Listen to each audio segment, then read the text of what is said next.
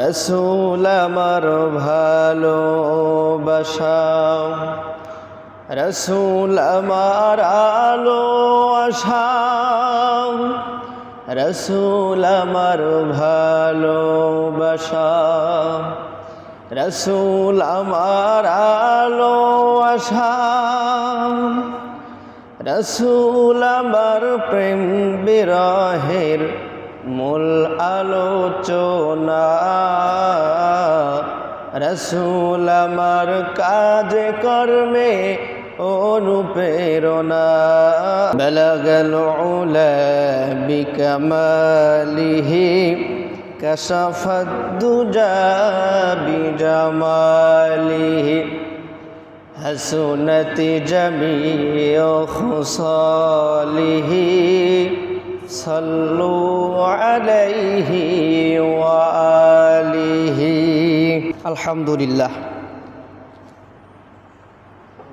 মুআজ্জাজ মুকাররম, সম্মানিত মুরব্বিয়ানে কেরাম, মুরব্বিয়ানে আজম, কলিজার টুকরা সমবয়সী যুবক ভাইরা, পিতৃতুল্য বাবারা, স্নেহের কচিকাচা মাসুম বাচ্চারা, পর্দার আড়ালের অবস্থানরতা সম্মানিতা আবেদা সলেহা সর্বগুণে গুণান্বিতা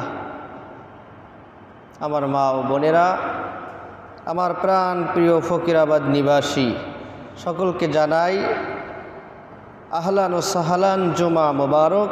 ইসলামের রীতি ও নীতি অনুযায়ী জানাই সালাম। আসসালামু আলাইকুম ওয়া রাহমাতুল্লাহি ওয়া বারাকাতুহু। সকলকে নিয়ে এসে মহান আল্লাহ সুবহানাহু ওয়া তাআলার ইলাহি দরবারে কালিমাতুশ শুকুর আদায় করি যে আল্লাহ সুবহানাহু ওয়া তাআলা আমাদেরকে অত্যন্ত ভালোবেসে, মহব্বত করে, যত্ন করে এই গ্রামের শত শত মানুষের মধ্য থেকে যাচাই ও বাছাই করে আল্লাহর ঘরের মেহমান হিসেবে আমাদেরকে কবুল আর মঞ্জুর করেছেন। খুশি হয়ে সমবেত আওয়াজে সমস্বরে সে মহান আল্লাহ রব্বুল আলামিনের আরশে আজিমে শুকরিয়ার ঝান্ডা পৌঁছায় দিচ্ছি। সকলে পড়ছি আলহামদুলিল্লাহ। লক্ষ কোটি দুরুদ ও সালাম বিশ্বনেতা আকা ইমানদার তাজেদারে মদিনা জনাবে মুহাম্মদ রাসূলুল্লাহ পড়ছি সাল্লাল্লাহু আলাইহি ওয়াসাল্লাম। সম্মানিত সুধী মুসল্লিয়ানি কেরাম, আমি আপনাদের সামনে মহা কালাম থেকে কোরআনুল কারীমের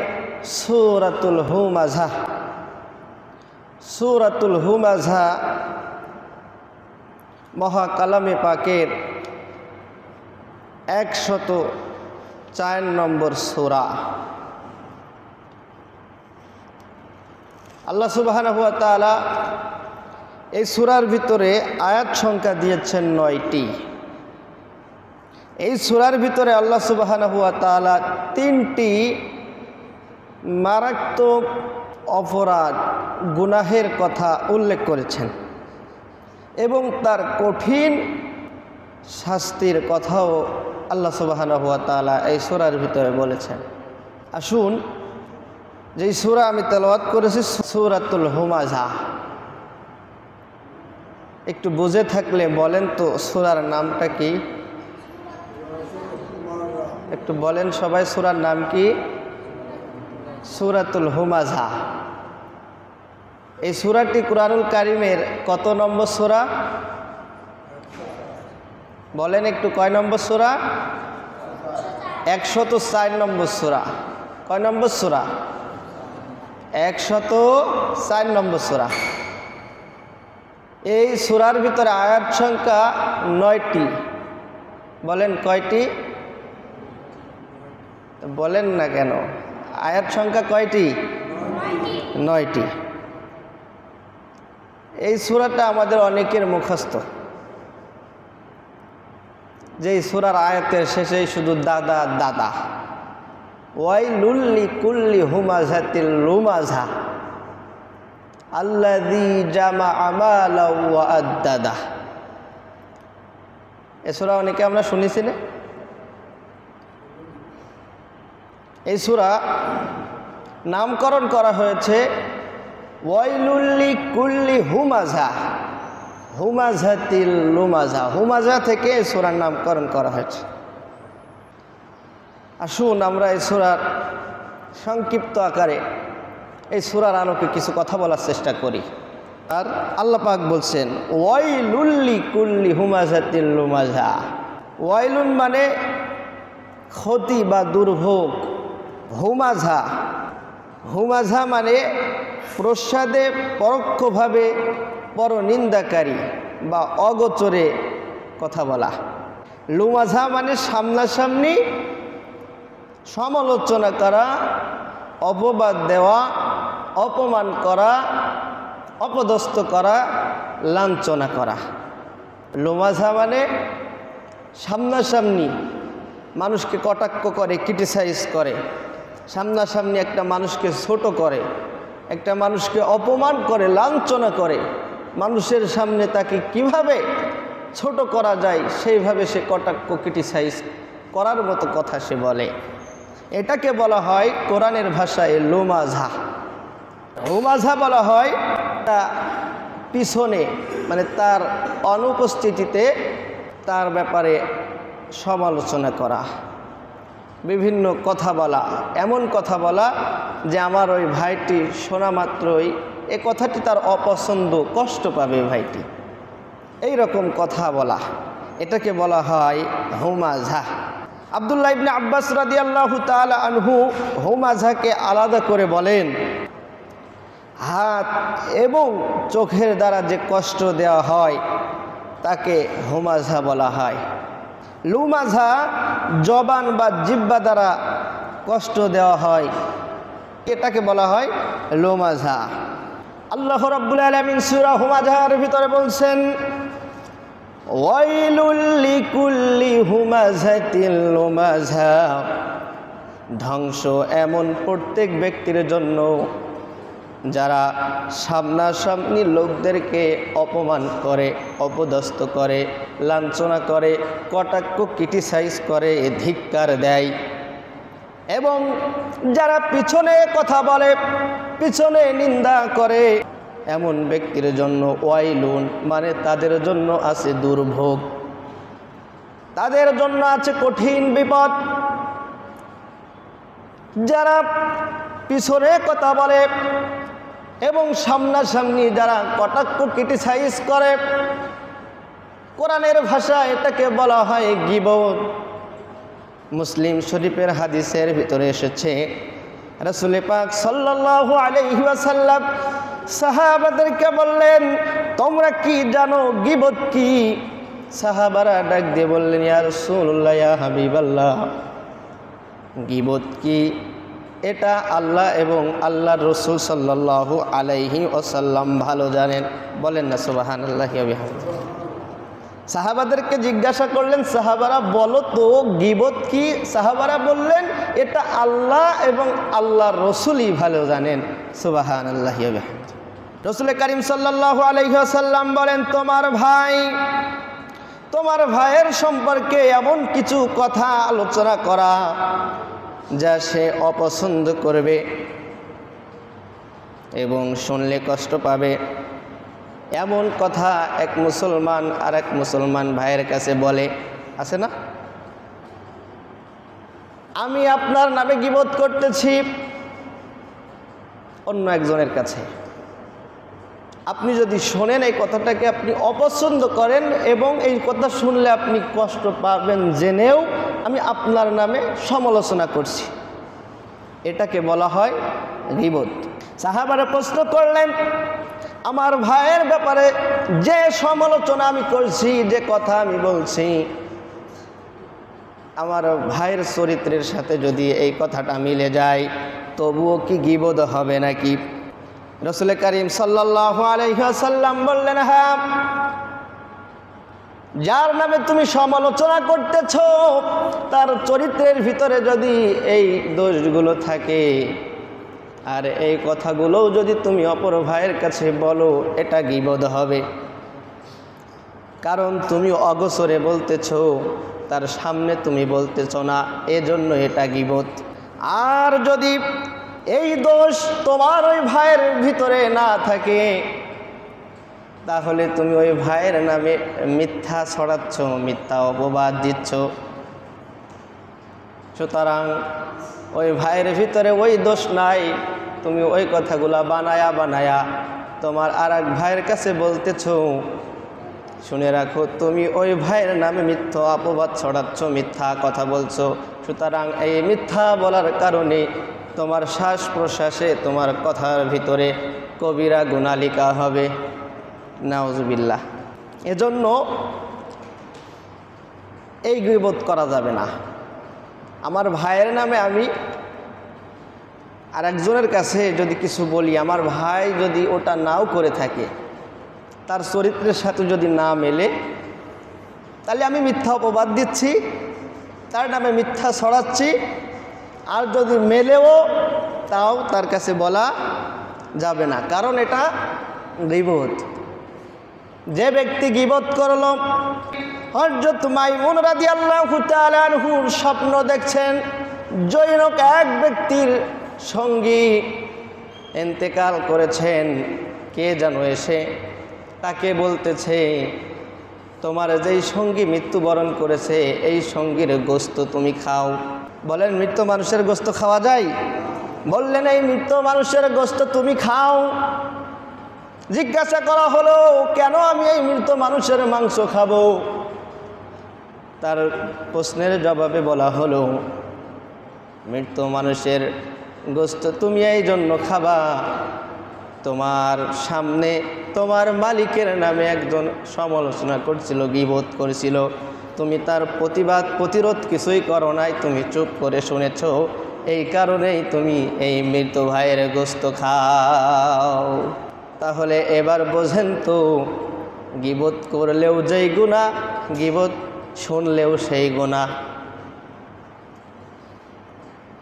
আপনি যদি গীবত করেন, যে ব্যক্তি গীবত শুনবে, প্রতিবাদ না করবে, প্রতিরোধ না করবে, একই পরিমাণের গুনাহ। যে ব্যক্তি গীবত শুনলো, প্রতিবাদ প্রতিরোধ কিছুই করলো না, একই পরিমাণের গুনাহ। সুতরাং গীবত শোনাও যাবে না, গীবত করাও যাবে না। যাবে নাকি? হযরত হাসান ইবনে মালিক রাদিয়াল্লাহু তাআলা আনহু বর্ণনা করেন, নবী করিম সাল্লাল্লাহু আলাইহি ওয়াসাল্লাম মেরাজে গেলেন, জান্নাত জাহান্নাম ভ্রমণ করলেন। বিশ্ব নবীজি এমন একটা স্থানে গেলেন, যেই জায়গায় হাজার হাজার মানুষ, তাদের হাতের নখগুলো বড় বড়, তামা দিয়ে তাদের নখগুলো তৈরি, তামার মতো শক্ত তাদের নখগুলো দেখা যায়। সেই সমস্ত মানুষেরা সেই নখ দিয়ে তাদের চেহারার ভিতরে, তাদের শরীরের ভিতরে হাসরায় আর নিজের মাংস নিজেই খায়। নাউজুবিল্লাহ বলেন, আরেকটু জোরে বলেন নাউজুবিল্লাহ। নবীজি আমার জিবরাইল আলাইহিস সালাতু ওয়াস সালামকে ডেকে বলেন, ইয়া জিবরাইল, এরা কারা? জিবরাইল ডাকতে বললেন, ইয়া রাসূলুল্লাহ, ইয়া হাবিবাল্লাহ, এরা আপনার সেই সমস্ত উম্মত, সেই সমস্ত উম্মত যারা দুনিয়ার ময়দানে গীবত করত এবং গীবত শুনত, গীবতের প্রশ্রয় দিত, প্রতিবাদ প্রতিরোধ কিছুই করত না। এই কারণে আজকে তাদের এই দশা। গীবতকারীর শাস্তি। নবী করিম সাল্লাল্লাহু আলাইহি ওয়াসাল্লাম বলেন, আল গীবাদু আশাদ্দু মিনাজ যিনা। যে ব্যক্তি গীবত করলো সে ব্যভিচারীদের থেকেও নিকৃষ্ট গুনাহ করলো। নাউজুবিল্লাহ বলেন একটু। ব্যভিচারিণী যদি আল্লাহর কাছে তওবা করে, আল্লাহ মাফ করে দিবে। কিন্তু যে ব্যক্তি গীবত করলো, যার নামে গীবত করলো, সে ব্যক্তি মাফ না করা পর্যন্ত আল্লাহ পাক ওই ব্যক্তিকে মাফ করবে না। আপনি যার নামে গীবত করছেন, ওই ব্যক্তি যদি আপনাকে মাফ না করে, মালিক কিন্তু মাফ করবে না। এই জন্য আপনি যার নামে গীবত করবেন, যার নামে সমালোচনা করবেন, সত্যি হলেও তার অগোচরে বলা যাবে না। যদি বলেন এটাও গীবত, আর যদি ওই গীবতটা যে ব্যক্তি শুনলো, এটা তো একই সোয়াব নাকি? সোয়াব গুনাহ। তাইলে এই কাজগুলো করা যাবে না। এবং আল্লাহ রাব্বুল আলামিন আরো বলছেন, ওয়াইলুল লিকুল্লি হুমাযাতিল লুমাযা, যে ব্যক্তি কারোর সামনে তাকে অপমান করলো, অপদস্থ করলো, কটাক্ষ করলো, ক্রিটিসাইজ করলো, লাঞ্ছনা করলো, বঞ্চনা দিল, এটা কি? জুলুম। কি? গীবত এবং জুলুম। এদের জন্য কি শাস্তি শোনেন। আল্লাহ রাব্বুল আলামিন বললেন, আল্লাযী জামাআ মালাও ওয়া আদ্দাদা। গীবতের ভয়াবহতার শাস্তি হাদিস থেকে আমরা জানলাম, এবং আমরা সূরা হুমাযার 2 নম্বর আয়াতে এসেছি। আল্লাহ পাক বলছেন, আল্লাযী জামাআ মালাও ওয়া আদ্দাদা, আর যে অর্থ জমায় এবং তা গুনে গুনে রাখে। আল্লাহ রাব্বুল আলামিন কি শাস্তি তাদের জন্য রেখেছে শোনেন। 1 নম্বরে কোরআনের ভিতরে আল্লাহ বলেন, ওয়াইলুল লিকুল্লি হুমাযাতিল লুমাযা, ধ্বংস তাদের জন্য যারা সামনে এবং পিছনে নিন্দা করে। 2 নম্বর হলো আল্লাযী জামাআ মালাও ওয়া আদ্দাদা, যে ব্যক্তি অর্থ জমায় এবং তা গুনে গুনে রাখে, সে মনে করে ইয়াহসাবু আন্না মালাহু আখলাদা, সে মনে করে তার অর্থ সম্পদ চিরকাল থাকবে। অনেকেই মনে করে অর্থ সম্পদ, দুনিয়ার লোভ লালসায়, দুনিয়ার মায়ায় পড়ে মৃত্যুর কথা ভুলে যায়। তার যে অর্থের প্রতি যে গরিবের হক, মিসকিনের হক, এতিমের হক, যে দান সদকা জাকাত তার অর্থের ভিতরে, তার সম্পদের ভিতরে ছিল, এইগুলা সব কিছু সে ভুলে যায়। আছে না? লক্ষ লক্ষ কোটি কোটি টাকার মালিক কিন্তু জাকাত দেয় না, সদকা করে না, দান করে না। তার অর্থের ভিতরে যে গরিবের হক আছে এটা সে আদায় করে না। বাংলার জমিনে যদি জাকাত ভিত্তিক অর্থনৈতিক ব্যবস্থা যদি কায়েম থাকতো, তাহলে বাংলার জমিনে একটা গরিবও খুঁজে পাওয়া যাইতো না। সুবহানাল্লাহ পড়েন। আমরা আগামীতে ইনশাল্লাহ এই জাকাত ভিত্তিক অর্থনৈতিক ব্যবস্থা আমরা দেখতে চাই। চান তো আপনারা? যদি জাকাত ভিত্তিক অর্থনৈতিক ব্যবস্থা দেখতে হয়, আমাদের রায়, আমাদের সিল, আমাদের ভোট কোরআনওয়ালার পক্ষেই দিতে হবে। ঠিক কিনা বলেন? কোরআনের পক্ষে যদি থাকে, কোরআন যদি সংসদে না যায়, জাকাত ভিত্তিক অর্থনৈতিক ব্যবস্থা কায়েম হবে না। বাংলার জমিনে যত দিন যাবে এই সমস্ত টাকাওয়ালারা হাজার হাজার কোটি কোটি টাকা কামায় বাইরের দেশে পাচার করে বেগম পাড়ায় বাড়ি করবে, আর আমার দেশের কৃষক, শ্রমিক, সাধারণ মানুষেরা, খেটে খাওয়া মানুষেরা তারা বিপদগ্রস্ত হবে, তারা গরিবই থেকে যাবে। কথা বলেন ঠিক কিনা?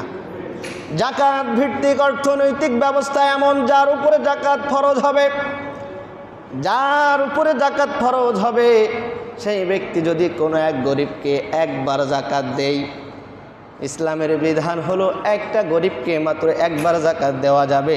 আর একবার জাকাত যাকে দেবে তাকে জাকাত দেওয়ার মতো দিতে হবে। কেমন দেওয়ার মতো দিতে হবে? তাকে স্বাবলম্বী করার মতো। সেই টাকা দিয়ে, জাকাতের টাকা দিয়ে যেন সে ব্যবসা বাণিজ্য করে খেতে পারে। সে যদি এই বছরে তাকে যদি জাকাত দেওয়া হয়, সে তাকে যদি ব্যবসা বাণিজ্য করার জন্য প্রতিষ্ঠান করে দেওয়া হয়, সে যদি স্বাবলম্বী হয়ে যায়, আগামী বছর তার আর জাকাত দেওয়া লাগবে না। ঠিক কিনা? সম্মানিত উপস্থিতি, আল্লাহ রাব্বুল আলামিন বললেন, ইয়াহসাবু আন্না মালাহু আখলাদা, সে মনে করে তার অর্থ সম্পদ চিরকাল থাকবে। আল্লাহ রাব্বুল আলামিন বললেন, না না, তার অর্থ সম্পদ চিরকাল থাকবে না। কাল্লা লা ইউমবাযান্না ফিল হুতামা, কখনো নাই, কখনো নয়, তাকে তো চূর্ণ বিচূর্ণকারী জায়গায় ফেলে দেওয়া হবে। যে ব্যক্তি অর্থ সম্পদ জমায় তাকে চূর্ণ বিচূর্ণকারী জায়গায় ফেলে দেওয়া হবে, অর্থাৎ জাহান্নামের ভিতরে তাকে নিক্ষেপ করা হবে।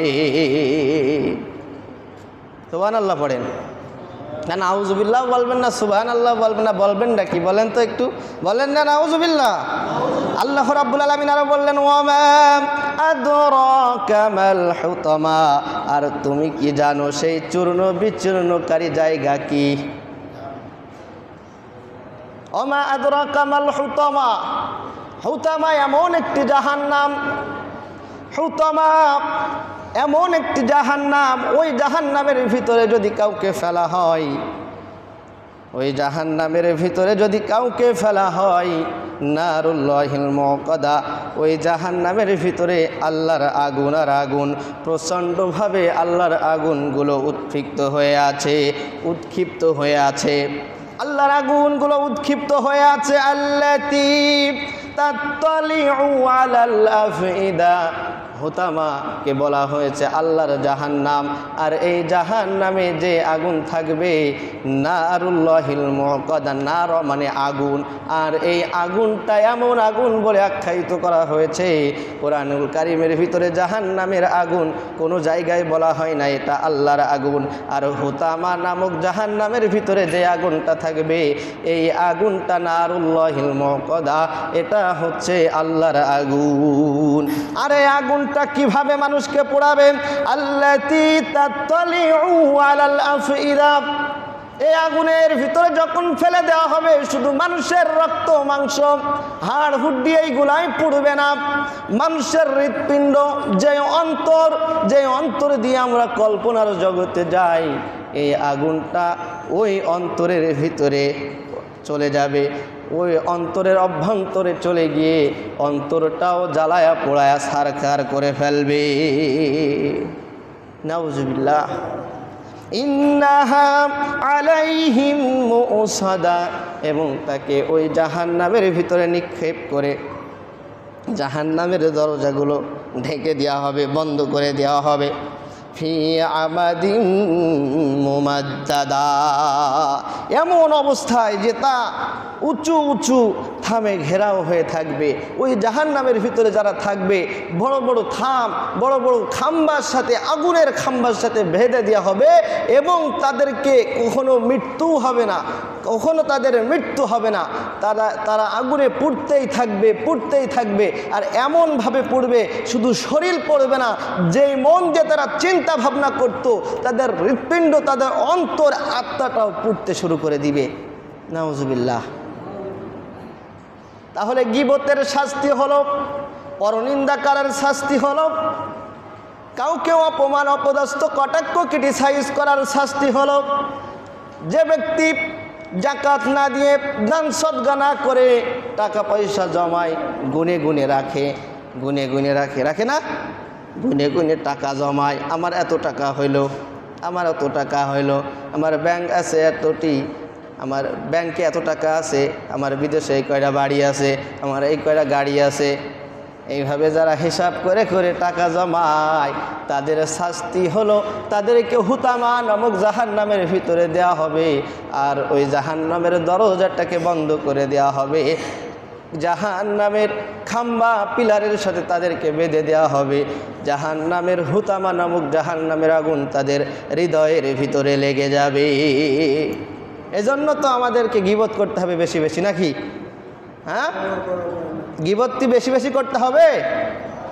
গীবত, পরনিন্দা, চখলখোর, পরোক্ষ নিন্দা, এগুলো কিছু করা যাবে না।